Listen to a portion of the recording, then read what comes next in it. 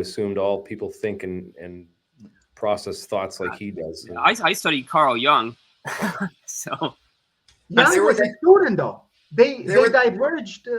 Yeah, but they were the Aristotle and Socrates of psychology, because they had such similar starts, but then such radical separations. Yeah, let's not forget that before the term electrical engineer ever existed in the twinkling of anyone's eye, electrical engineers were called philosophers. They were the same thing, and so those good old boys that play with the influence machines, hand cranked and otherwise, they were philosophers. They weren't electricians or electrical engineers. You know what popped to my mind? You know what popped to my mind? Eric Dollard. Dude, again, Joe the Plumber, someone that doesn't have the so-called quote-unquote what they interpret as the right pedigree. But dude, you listen to the ideas of this man and what he has to say. Especially, there's one guy out there, man, I would have never known of him. And I started to study about Charles Proteus Steinmetz.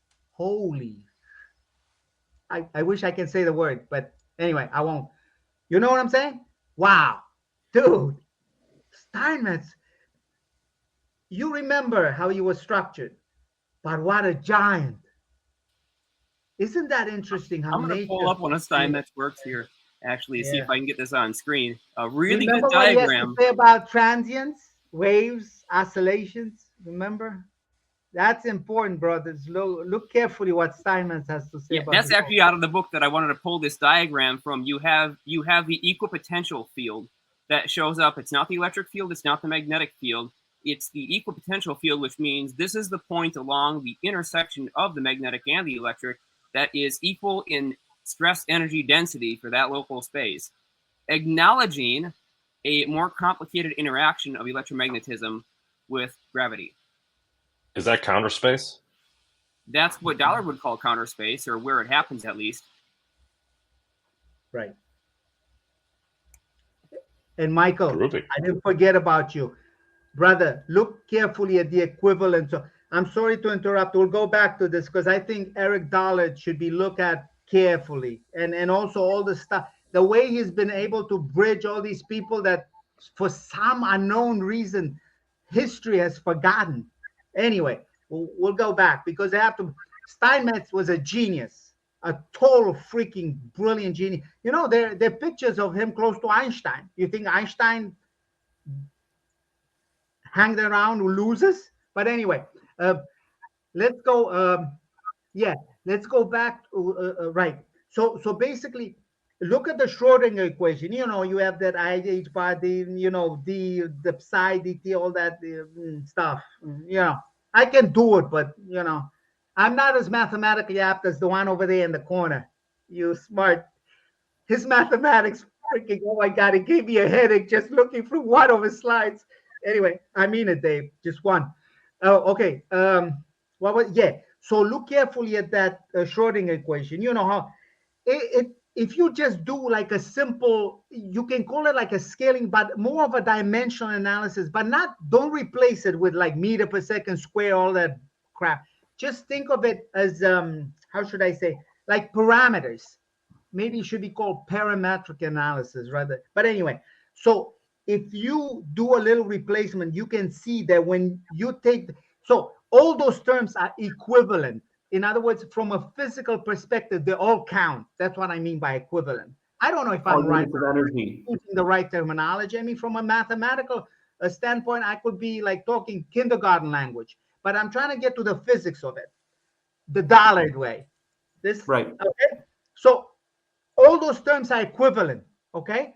So when you take if you take like one of the term and you sort of equate it or say it's on the same order with another one of those parameters, E equal h nu comes out. Boom, Planck's equation.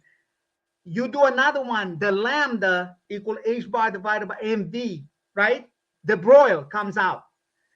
And then when you do the one, I think term 3 and term 2, when you equate them, you know, from a point of view of physical equivalence, I don't know what to call it, order, man, whatever you would choose to call it, order of importance. You can call it order of importance. When you do it like that, what comes out is the superforce right out of I get you now. I get you. So So X, when the total amount of energy is proportional to mc squared, you have particle-like behavior.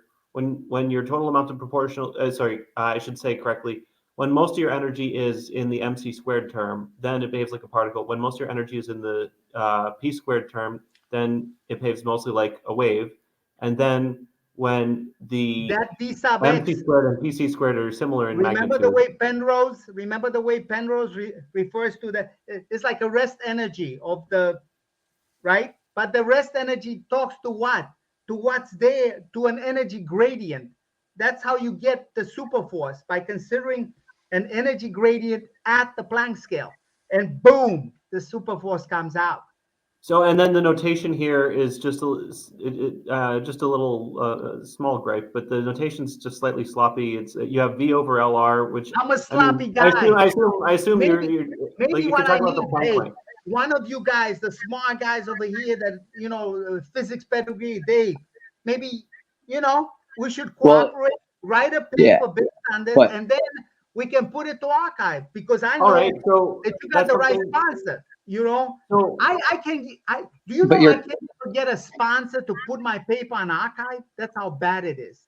I mean, everyone, it's like that for everyone. I mean, like, you got to understand the culture of what's happening. I mean, that's very common. So it's not like you're getting singled out. You're getting treated just like everyone else.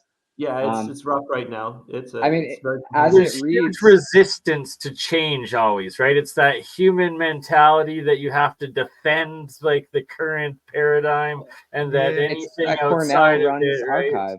And if you win human impedance university that runs archive. I mean. So anyway, so when LR is of the Planck length, then you effectively you get a differential from that because the energy gradient you can have. Right. But you're taking really Schrodinger's equation, which has nothing so basically, to do in the Schrodinger with the equation, what is the Schrodinger equation? It's really the coupling of Planck's energy with de Broglie's idea of the electron wave function, whatever you want to call it. And the superforce is in there because that potential of that particle is in there. That's why the superforce is so freaking important. No, Schrodinger's equation. Schrodinger's equation is non-relativistic and it has no gravity. The superforce involves only G and C. So you're just putting in the Planck length and then just playing dimensional analysis to get whatever you want out. I mean, it's not. That's why. But people won't accept this in a journal. But I'm not playing with it. I'm not playing with it, Dave. I'm not playing with it. I'm just saying that the potential energy, the superforce is not in the potential energy of Schrodinger equation. It's just a fact. No, it's not there. With anything. It's physicality. I'm just saying that the potential energy in Schrodinger's equation has nothing to do with the Planck scale. It's simply. But when you write it as an energy mechanics. gradient at the Planck scale, all of a sudden the superforce comes out. Right. If you plug in the Planck scale in the quantum mechanics, you can get the Planck scale to come out because you plugged it in, and that's why you're playing games. Well, what he's kind of, I think, saying is that if you look at that potential the superforce operates at the Planck scale. Superforce. Go ahead, Michael. I'm sorry to say, but the superforce operates at the Planck scale. That's why I put for that reference length the Planck scale, the GH divided by C cubed. Okay, but it's L square, that L square term. So it's just anyway. You don't need the Schrodinger equation for your statements. I mean, you're more interested in quantum field theory, as you're saying. It's all about gravity and quantum field theory. So I just thought that bringing in the Schrodinger equation was kind of. I was just trying to show that you find it, just like you find E equal H nu in Schrodinger. You find it, but other physicists won't find it. I'm just trying to articulate why. You're saying that he's just recovering it because he plugged it in, right? Is that? Yeah, I mean, he's essentially taking Schrodinger's equation and then trying to put in the Planck length. But I'm not plugging it in. I'm just saying Schrodinger's equation doesn't have G or the speed of light in it, so you have to do something. It doesn't matter. I mean, it does matter. I mean, it's the equation. No. Think physically. Don't think mathematically. I know you're highly mathematical. Think physically now. Totally physically. That reference length, why am I plugging in the Planck length? Because I'm saying that the superforce acts at the Planck scale, hence at the Planck length. That's why I'm plugging in the Planck length. But that has nothing to do with Schrodinger's equation. But no. And that's your starting point. No, the superforce has no intuition as to why it's c to the 4 divided by g. It comes out of the Planck length being plugged in as a reference length. That's huge. This B term we're talking about. I thought you defined as the Planck force. I don't know what this thing is. So the B term is a function, right? So are we plugging in V like as potential in units of potential energy in some sort of integrated form over that small volume or small length scale, or what's this equation saying really? Just trying to make sure I'm understanding. One day I may be able to explain it better, but right now all I'm saying, look at the equivalence of terms. I'm saying call it an equivalence based on order of importance. So every one of the terms in Schrodinger's equation is equally important, okay? Based on that, when you write it down from a parameter point of view, make sure that the dimensions stick, okay?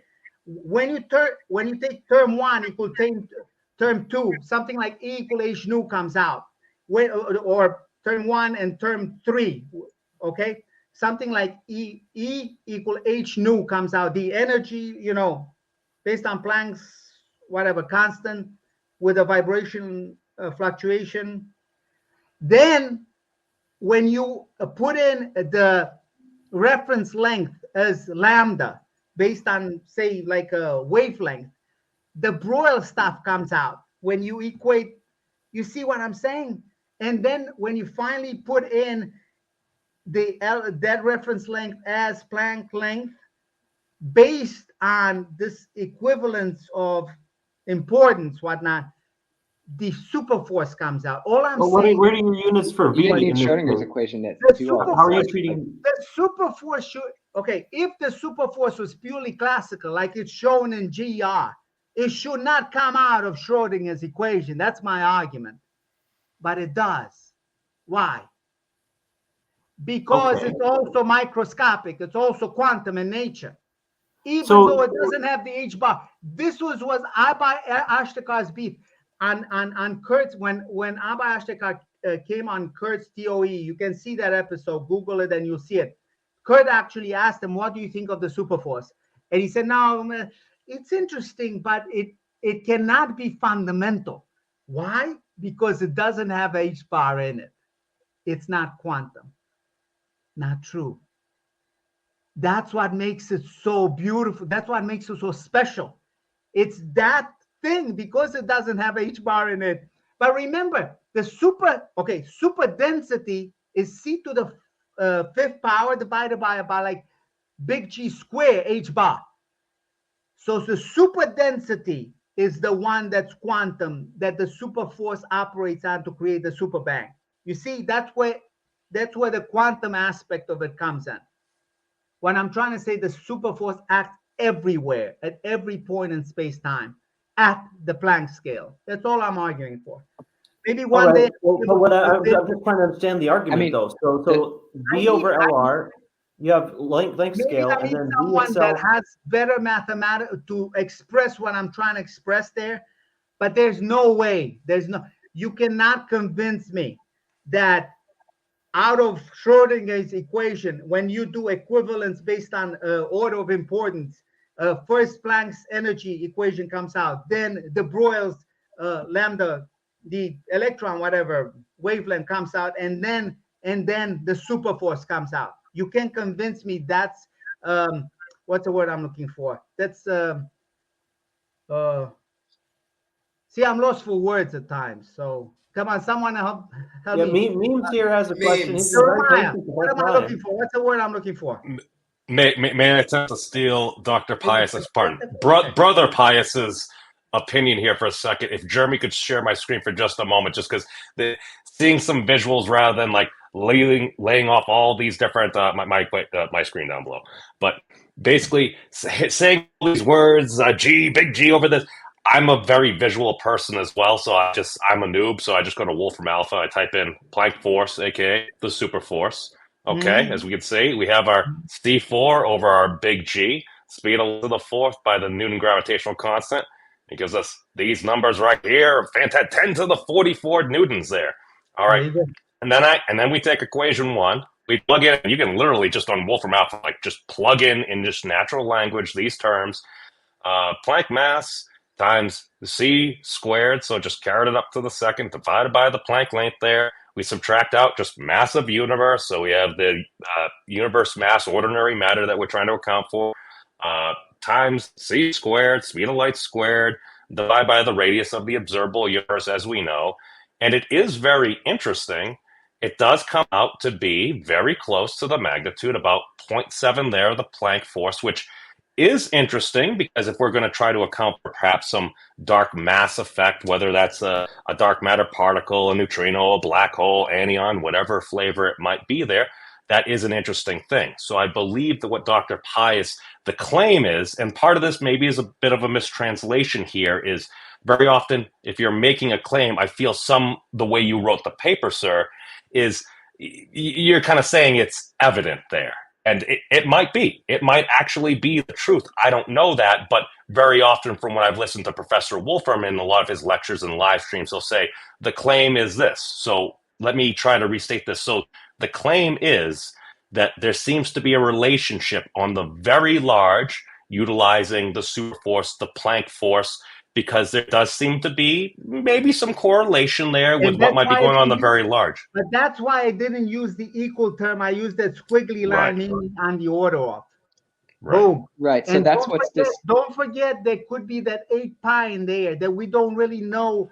That 8 pi is essential, and I think it talks to a geometry. There's some geometry, there's some physics going on. That 8 pi should be looked into. That 8 pi maybe in there. In which wait, we're getting there. I'm sorry to cut you off, sir. But when you take, as you were saying earlier, 1 over the Planck force, you get all these crazy numbers here. But the one popped out. I'm like, the Einstein constant from the C4 convention. So I explored if there was perhaps a geometric representation of this. I'm like, oh, that last number was a 9. That's an 8 followed by an 8. That looks like 1 over 8 pi. I mean, that's pretty neat there. So, I mean, there's cool stuff here. Do I know it's right? I don't know. I just feel like we should give a fair shake. And to be fair, if you are putting terms in here, I believe the claim that you're making that if you construct it, the Schrodinger equation in a particular way, you've made some observations. And again, it's very often the Schrodinger equation is what for like ground state of hydrogen or whatnot there. And we believe it works to the best of our knowledge. And then getting past there is very difficult. It's a fundamental equation, but it shows reality, shows physical reality. All I'm asking is if Planck's energy comes out of it, if the Boyle's wavelength comes out of it, and the superforce comes out at the Planck scale, that cannot be circumstantial evidence or whatever you want to call it. Hey, Jeremiah, come in and help me, brother, with a better word. Come on. I need a better word. If it emerges under the right conditions naturally, then what we need to do is correct the math to match the experiment, plain and simple. I need better explanation of the math. Mine is very rudimentary. I need, someone of Dave type. It's not a coincidence. It's no coincidence. Thank you. That's it. That's well said. Crypto Alchemist. That's right, Crypto Alchemist. It's not a coincidence. That's what I'm saying. Can I jump in here real quick? Yes. Sal, so one of the things about your paper and your theory that I think would just supercharge it is to find some sort of observation in existence that your model correctly predicts or even improves upon. So what I wanted to say was the squiggly somewhat equivalent to 0.770% of or whatever. If you can find that difference there that brings it 1-to-1 to whatever the cosmological observations are. What are they doing now? They're doing James Webb crap. What if they find something that the radius of the observable universe is blah blah? Then that will tell you the exact mass that. You see what I'm saying? Then you'll see. Or it'll help improve upon your model. See if you're close but not quite there, and then you look out at the observation, you're like, oh wait, I'm just like Einstein. I'm off by a factor of blah. I need to incorporate that into my thing. Brother, whatever you do, please, man. Einstein was like right hand of God. Please don't compare me with that.